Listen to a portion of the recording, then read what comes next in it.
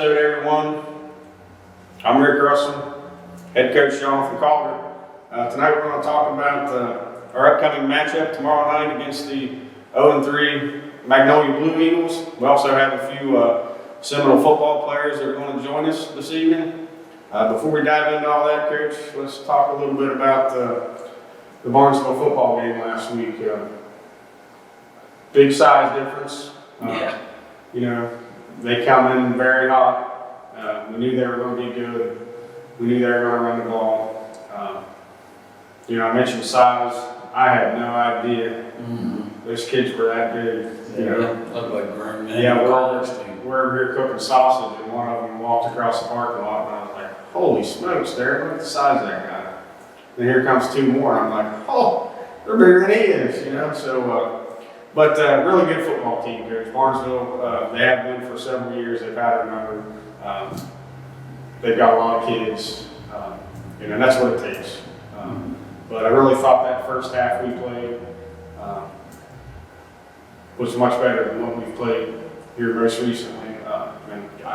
You know, walking off the field, I was kind of happy with that. You know, we've seen a lot of good things, and I know when you as coaches came back on the field, you know, I did tell Marcus and Curtis both. You know, I said, "Hey, I seen some very bright things out in that first half. I know we're down a few touchdowns, but you know, that's what we need to see, Coach."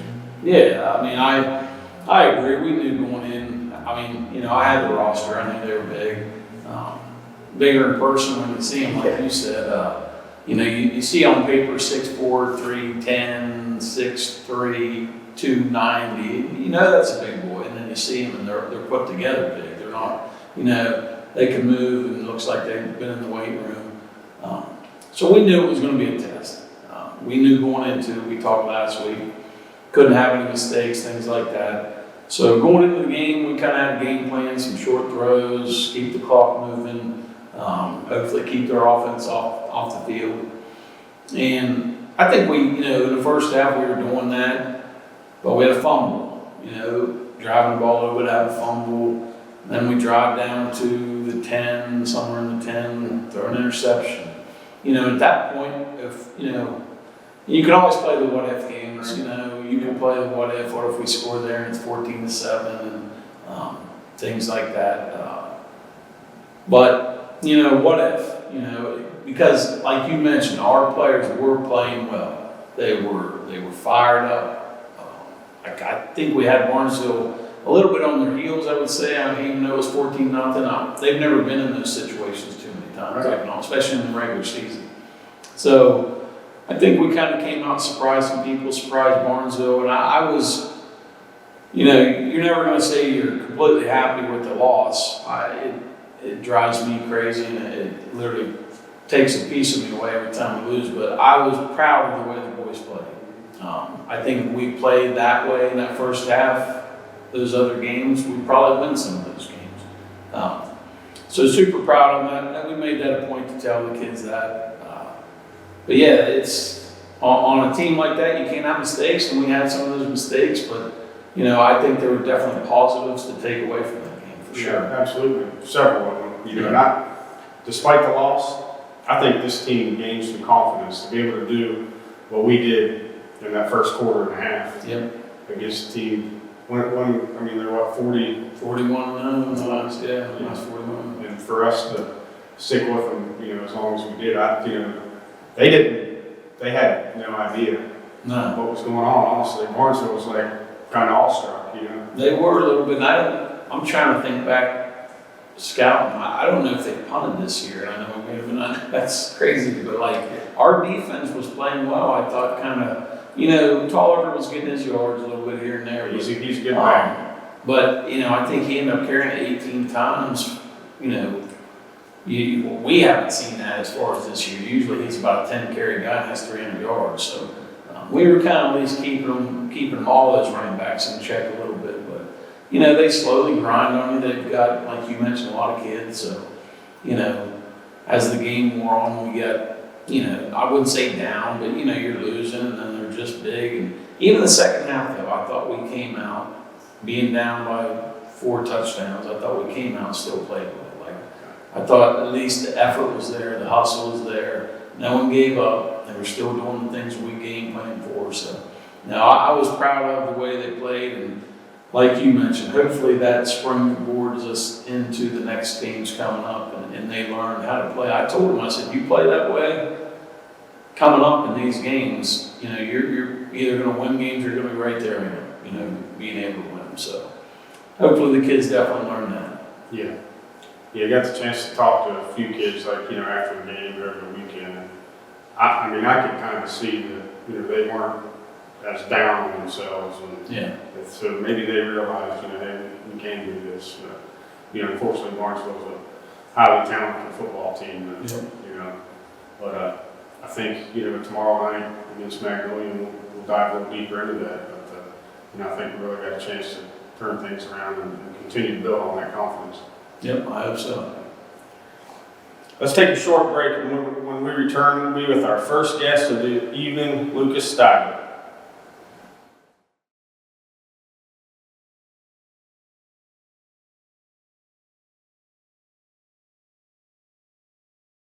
Welcome back to the show, everyone. We're here with our first guest of the evening, Lucas Steiger. Lucas, thanks for taking time out of your evening to spend with us. Truly appreciate it. Coach and I have talked numerous times. You know, you're a kid that coaches dream of coaching. You know, you put your time in the weight room and give 100% every day. And the thing that stands out, I guess, to me is how unselfish you are. Because going into this year, you were wearing the number 40 and playing linebacker and fullback, and now you don the number 66, and all of a sudden you're on the line.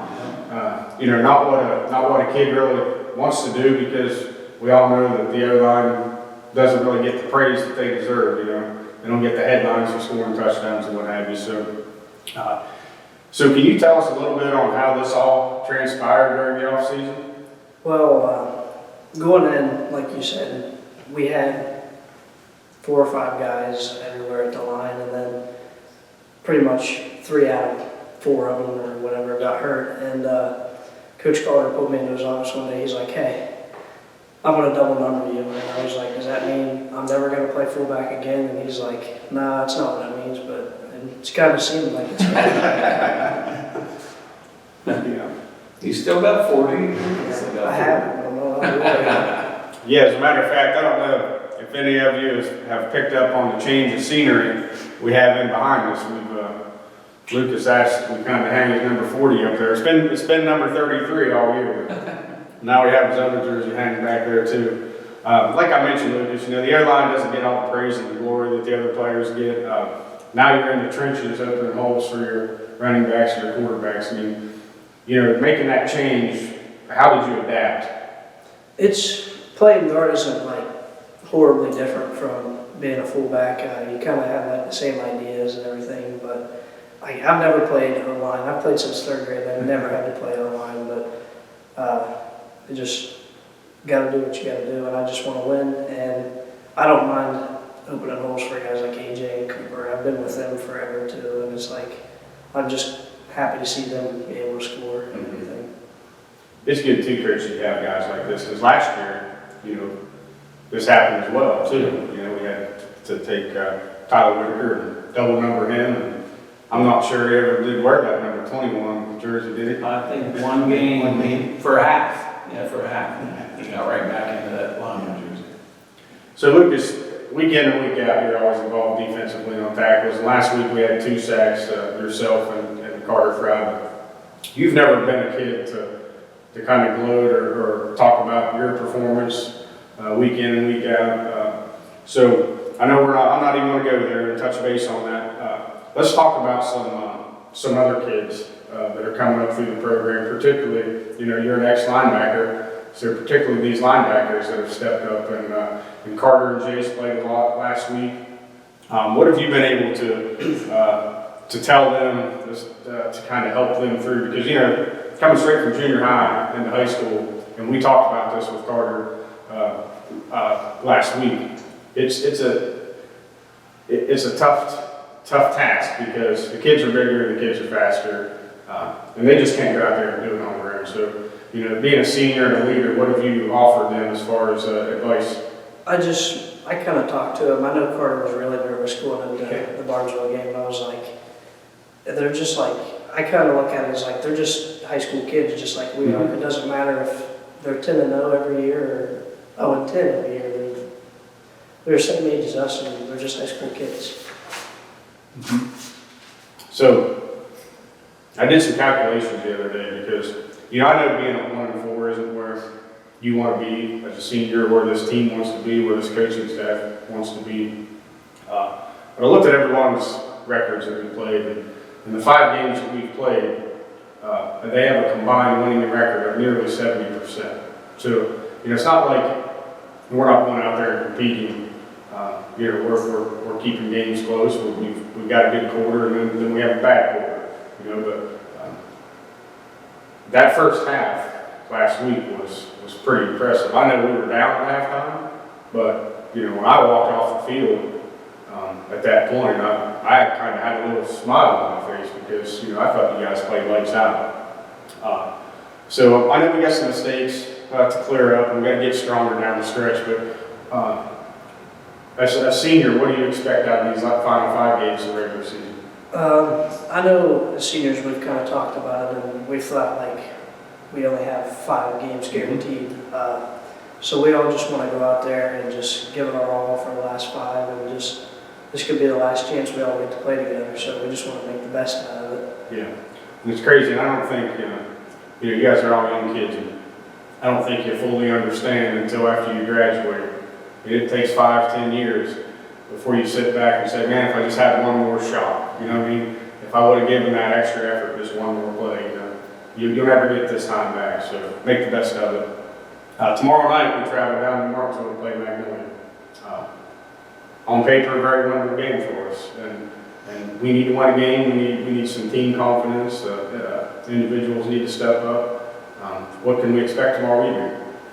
We're just going to go out there and give it our all again. We're just going to try to make a statement and get back on the right track for the rest of the season. Yeah. I think tomorrow night, providing we get the win, will be a big confidence booster for this team down the stretch. If you look at the final 5 games of the season, to me, they look a little weaker team-wise, but you still got to go play the game, of course. So tomorrow will be a big step towards building that confidence. Coach, you have anything to add on, Lucas? Yeah, I think this is, every year I've coached, we've had a double number of kids. The first one was Katie Buzzard, and then last year was Whitaker. But I knew what kind of kid this kid here is. You mentioned the weight room, always put himself in that weight room, lifting weights. He's in the 1,000-pound club this year, so he's a big, strong kid. And really, last couple of games of the season last year, he started running the ball well. Looked good, So we had ideas of him being fullback, and I met with him after we had some injuries, like he said, and I knew he would. No one wants to do it, Right. but I knew he would do it for the team because he wants to win. He loves being in this locker room, loves these guys, and wants to help them win games. He was disappointed. Honestly, who wouldn't be? I can remember my senior year, I thought I might get a running ball this year, and then Luke Shoemaker was a freshman, so I never got a running ball at all. But I would do anything to help the team, and that's the same way he is. So like I said, he was a little disappointed, but the next day of practice, or that day when I told him, he went in there, played well, he picks things up easily, smart kid, so I really haven't had to tell him too many things. It's just getting him reps, getting him more comfortable. There's some big guys he's got to block. Barnesville, that kid was huge, but he did a good job. Our line against Barnesville, there was really no pressure on the quarterback. We were throwing it quick, but not a lot of pressure. He was handling his business, but he's always been a team player, always put the work in. It's really showed him on defense this year. I thought he's looked, there's been mistakes throughout the whole, team, but at times he looks really, really good at defensive end, making plays. Had a sack, had a fumble recovery against Barnesville, so seems to be getting better at that position as well. So hopefully, as the season goes, we can get the things on offense on the right track, and he's going to be a big part of that. He's learned how to pull better, kick out, just things that he's never had to do. Like he said, he never played lineman in his life, but He's a smart kid, picks it up, and he wants the team to win. He's a team player. I mean, that's what it's all about. You love coaching kids like this kid. Yeah, absolutely. And you know, one thing that's kind of overlooked, and you probably don't even see it, is you being unselfish on this football team, and all these younger kids, these freshmen and sophomores, see that.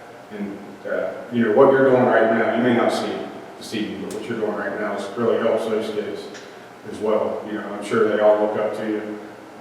So I appreciate, you know, you being unselfish, doing what's best for this football team, and that's what it takes, Coach. Yeah, I'm going to say one more thing. When we were talking about, you know, possibly changing his position, it was me and Coach Kaiser, Coach Stevens, and Coach Shoemaker in the office talking to him about it, and all of us. Now they actually had to switch numbers. I just went to tight end, but those three guys were running backs moved to line, so they kind of explained to him, and I'm sure they were disappointed the same way, but they did it for the best of the team, and that's what this kid's doing. It is, you talk about those younger kids seeing the unselfish players, that's what football's about, being a team, being a leader, and being a family. Yeah. Lucas, thanks for your time, buddy. Thank you. Look forward to watching these final 5 games of the regular season. And like I said, I really appreciate what you've done for this team this year throughout your whole career, man. Appreciate it. We'll take a short break, and when we return, we'll be with our second guest of the evening, Talon Stein.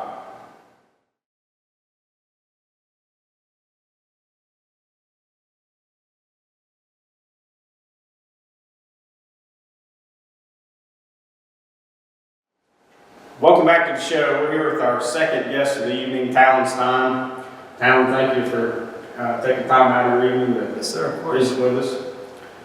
It's hard to believe, man. Tomorrow night we play Game 6, the final year of high school football for you. We mentioned it a little bit to Lucas earlier. You know, these times you never get back, and you don't realize that 5-10 years down the road, you know, really what it meant to you. And you know, we've kind of had a rough start, and everybody understands that. But you know, this is your senior year. It's kind of hard to even talk about your final 5 games, even think about it. It's really kind of depressing. But tell us a little bit about your time here in the locker room and on the field. You know, your memories and friendships and successes. It's been great, honestly. Made a lot of good memories, good friendships over the years.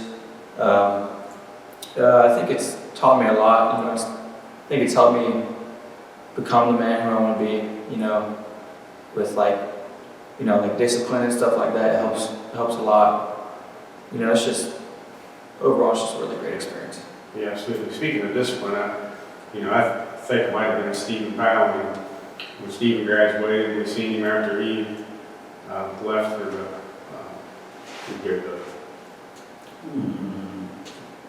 armed service. I can't remember what branch. But anyway, when he came back, I'm like, man, you know, I've heard stories about how rough it is, and he said, not really.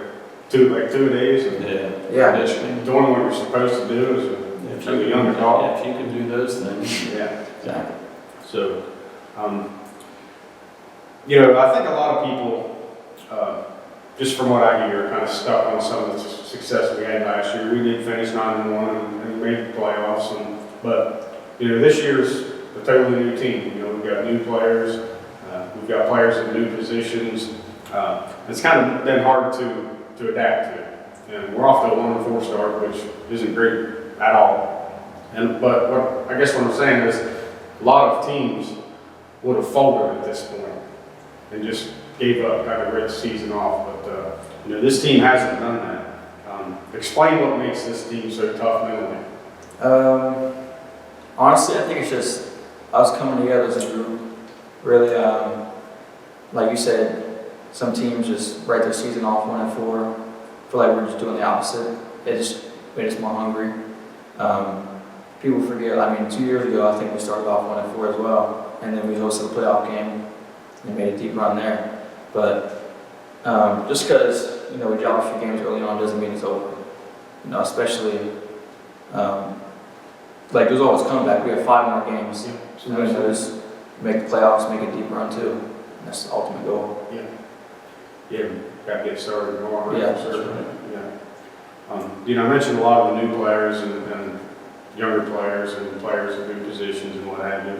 And it's got to be, I guess, the duty or job responsibility of you seniors to help these kids adapt, particularly these freshmen. I mean, I've seen 3 or 4 freshmen out on the field in the first half against Barnesville last week, and that's a lot to handle,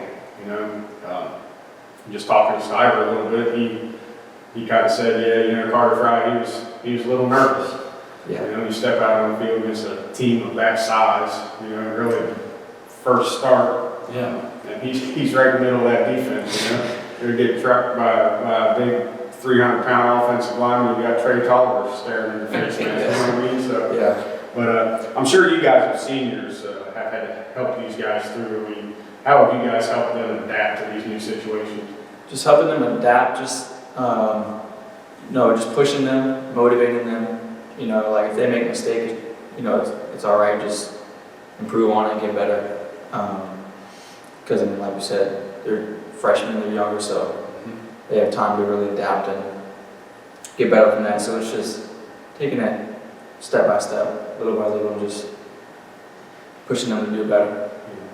I know in the summer, 2 days, you guys probably sat in here and coaches locked the door and you guys agreed on your goals as a team.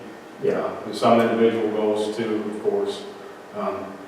We got 5 more games left of the regular season. If you had to sit down by yourself and set goals for this football team for the final 5 games, tell us about a couple of them, maybe give them a little explanation on each. The first one, most definitely, is just getting all 5 wins. I think that's super important, especially for playoff implications. Getting all 5 and then making the playoffs. That's high up there on the list, and then the ultimate goal, winning state.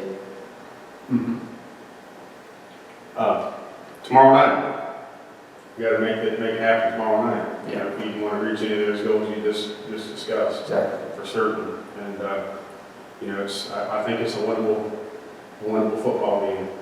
But what do we have to do tomorrow night to make that happen? I think mainly we got to follow the game plan. Every week they put in a great game plan, and I think it's just the mistakes that just ends up just building up and eventually it ends up taking us down. But I mean, every week they put in a great game plan. As long as we just follow it and then keep the mistakes to a minimum or 0, then it's going to be a good night. Yeah, and we've talked about a few of those mistakes a few different times on the show. After a Caldwell game, we realized that we had a lot of things to work on. Yeah. How much work can you put in to fixing those mistakes when you come out here and play Barnesville the following week? You know what I mean? It's a pretty tough task to do, but I think things are going to slow down for us, and the schedule's a little more favorable, I believe. We still got to go out there and play the game. Yeah, Action man for man. So, Coach, you have anything to add on that? Yeah, kind of, with Stiver and switching numbers, I think you didn't play your freshman year, right? You started sophomore. That's my only regret, honestly. Yeah, well, that's good to hear. Oh, yeah.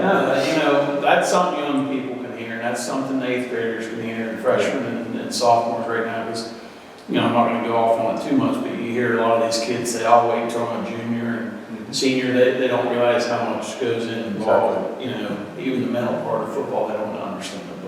But when he first came here, I think maybe he thought he would be a skill, maybe because he's not a real big kid, and he was even smaller then, so.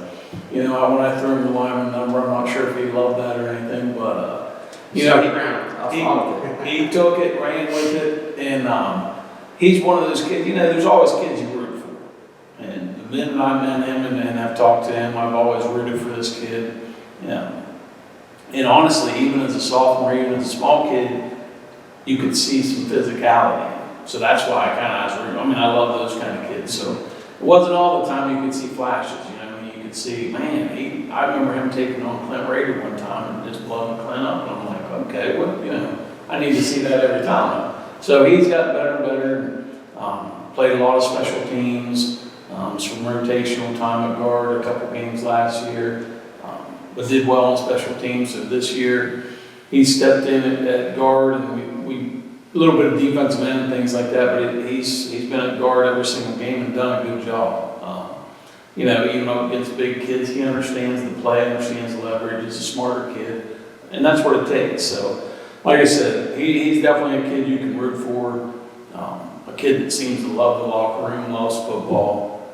And like I said, I'm glad to hear he did regret not going out his freshman year because, and that would have helped him. I'm sure he knows that. I'm sure he knows those reps and everything that he lost in that 1 year is huge. But now, anyhow. Can't say enough about the character of him. He's here every day, puts in work. Just a great kid to coach. Yeah. Now, I will tell you this, Calvin, you know, Coach and I, we talked throughout summer, and, you know, with the injuries, and he was kind of worried about the depth on the offensive line. And, you know, he talked about you a lot, about, you know, how you stepped up and became the football player you are now. So he was expecting big things from you early on. And, you know, I think you're doing a heck of a job of it. Thank you. Appreciate you taking time out of here and spending with us. And I wish you nothing but best of luck these final 5 games. And let's get this thing rolling tomorrow night against Magnolia. All right, thank you. We'll take another short break. When we come back, we'll go over some of the highlights from last week's Barnesville Shamrock football game.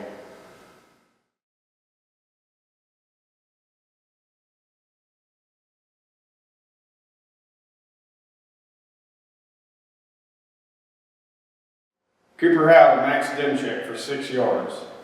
We get some perimeter blocks to allow for a nice gain from Max. Cooper Howell and Jet Kaiser for a nice game.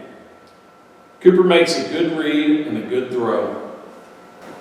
A.J. Rudder with a great kickoff return. AJ follows his blocks and gets a nice return. Lucas Stiver and Carter Fry with a quarterback sack. Great pressure from both players, allowing for the sack. Lucas Stiver jumps on the loose ball. Stiver with the heads-up play, getting the turnover. Jet Kaiser with the catch and run. Here we throw a screen and pick up some big yardage. A.J. Rudder with a nice catch and run. We throw a screen to AJ and he picks up some nice yards down the sidelines. Max Demchek with a great open field tackle. Max does a great job of splitting the blocks for the stop. Cooper Howell to Corbin Farnsworth for a first down. Corbin goes down and makes a great catch. Cooper Howell for the touchdown. Cooper gets great blocks from Stiver, Baker, and Ashton, allowing for the long run. Max Demchek with the INT. Great pressure from Corbin, allowing for the great catch for the interception. Jace Stevens with a tackle for a loss. Jace gets some nice penetration for the tackle. When we return, we will preview this week's opponent, the Magnolia Blue Eagles.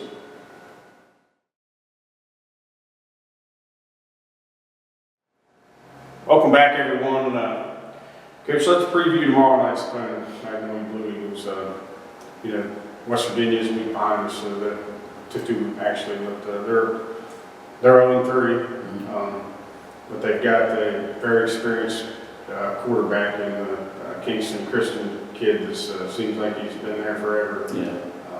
So they've got some talent on that team, and you talked about all their seniors earlier before the show. So what all they got? Yeah, they you know, my first year coaching, a lot of these kids that were playing with were starting for them. And I thought really back then that they kind of had some things going. They got some size. Now these kids are all seniors, juniors. There's quite a few seniors definitely in this team. You know, they have had some teams take advantage of some things on them and score some points, but they're a dangerous team. They remind me a little bit of ourselves, kind of trying to find their identity, trying to find out what they can do. Honestly, they've had a lot of the teams have been scoring on big plays or trick plays or some things like that, just breakaway things, a little bit like us, you know, with Belair, you know, just not real methodical drives, just big plays. So, but There's some big kids. They've got a really big running back, runs the ball hard. He wasn't in the last game, so I'm not quite sure if he's injured or not. But the other running back, look, he's more shifty, kind of can break things wide open. But they like to do both. They pack it in the box, go to kind of a heavy jumbo package, just run that quarterback quite a bit, and then they'll spread it out and throw. So they do both things. But I think as far as we go, we need to, start this week. We need to start putting some things together, start building on those little things, and we need to come out fast, aggressive and fast. Put points on them. It seems like so far, Magnolia's gotten down in their games fairly quickly, and they're just kind of giving up. So that's what I want to see us kind of come out very aggressive, very fast, and we'll see how things go. Yeah. Yeah, I know, Coach, the last couple of years, we've played them. They have had some down years, but, you touched briefly there on some of the experience they have and all the seniors they have in the football team. So they're itching to get a win too. Yeah. So, we have one, but we need to get our second kind of build off this. So I think tomorrow night, we've got a group of seniors and our kids are hungry. Last week we played really well, I thought, despite the loss. But, we gained a little bit of confidence, even after losing. And I think, like you mentioned, if we win tomorrow night, that's more confidence than then going into the Shenandoah game, which I think is another, winnable game. They're kind of comparable to us, and we'll see where it takes us in the final third.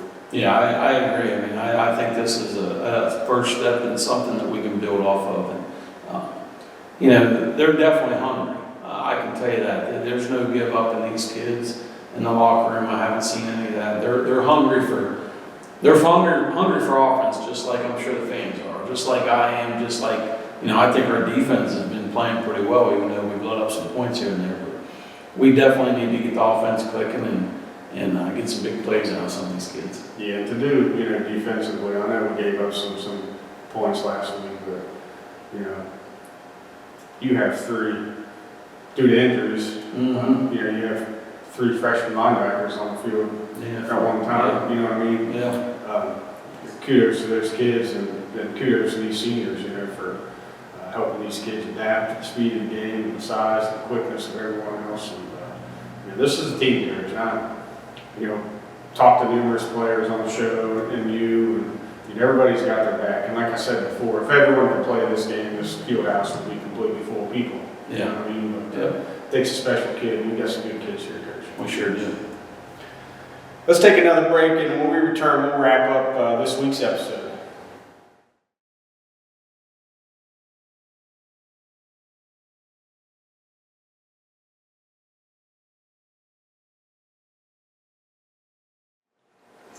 Welcome back to the show, everyone. Got just a few small items to bring up before Coach gives his final comments on tomorrow night's football game. One's very important, though. Rivers Homecoming Parade tomorrow night. It starts at 5:30, and they will have Route 7 shut off in Hannibal at 5:30. So you may want to alter your plans, leave a little early. Even a little later, if you want to go grab a bite to eat, I'd definitely leave earlier. I don't know how long that'll take. I'm guessing maybe 10 to 15 minutes till after Route 7 shut clear down. So keep that in your thoughts. As far as youth football games, this coming weekend, Saturday, September 27th, home game against River. The 3rd and 4th grade will start at 5 p.m. and the 5th and 6th grade will start at 7 p.m. It's an away game tomorrow night, Coach, so we really don't have a whole lot of game info to cover, so I'll turn it over to you, buddy, for final comments. Yeah, we've mentioned some of the things already. Hopefully this is kind of a springboard game for our offense and defense. They have goals of shutouts and things like that, so that's where I hope that this can kind of get us going, give us some confidence. I do think, even though we got beaten Barnesville, I think it gave some confidence to these kids. Maybe told them, hey, we can play a little football. So That's where I see this game, but we've got to go down and play. I mean, like I said, Magnolia, there are no slouches. They've got a lot of seniors on that team. I think there's 15 to 18 seniors somewhere in there, so they can play football. So it's no gimme. There's no such thing in high school football as a gimme. So we've got to go down there and strap it up and play 4 quarters of football, and hopefully we can get this thing on the right track. Yeah, no doubt, Coach. These kids, you know, like we mentioned, I think it was with Fallon, Stein, you know, a lot of teams at this point, 1-4, would just write the season off and, you know, give 50% every day of practice. But these guys, they don't have it in them. No. So, And that's built honestly from, I think, the last few years of football and basketball. They have expectations of winning. I mean, they never thought this season was going to go this way, nor did I. I mean, you know, so there's expectations of winning just from the past football seasons here with some of these guys that have only played football, and of course the season they had in basketball and things like that. But these guys expect wins. So I don't think they're ever going to quit or give up. You know, I mean, their expectation is to win football games, and that's what we plan on doing. yeah, they have each other's back too. They sure do. I'm really looking forward to these Final 5 characters. You know, I think we can put some things together tomorrow night, build off that, and then, you know, another game against Shenandoah, and then Toronto, Cameron, Shadyside. Yep. You know, I think we got a chance at all of this, you know. But Yeah. you have to build off last week, and then next week you'll have to build off tomorrow's game. And like I said, I think these kids got it in. I know the staff does. So Yeah, I'm really looking forward to the next 5 games, Rich. I am too. That's a wrap, everyone. Just a reminder, we'll be back here next Thursday evening as well at 9 o'clock, where we'll talk about hopefully our big win over the Magnolia Blue Eagles, Coach, and then we'll preview the Shenandoah Zeps. We'll see you next week. Go Noles.